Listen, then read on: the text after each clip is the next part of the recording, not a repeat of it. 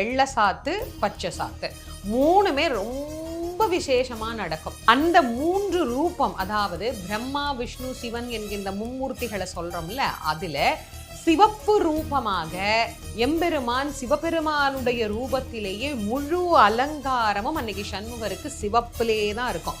சிவப்பு வஸ்திரம், சிவப்பு மலர் எல்லாமே செக்கச்சவேர்னு சுவாமி காட்சி கொடுப்பார்.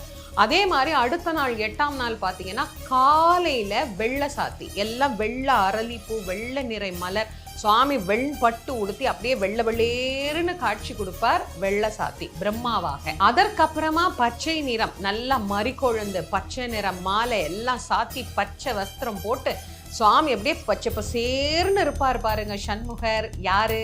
அவங்க மாமனார் நிறத்துக்கே இவரும் மாறிட்டாராமா. பச்சை பசேர்னு பெருமாள் வண்ணமாக காட்சி தருவார். இந்த சண்முகரை மும்மூர்த்தியா தரிசனம் பண்ணலாம் அப்படின்னா அது எவ்வளவு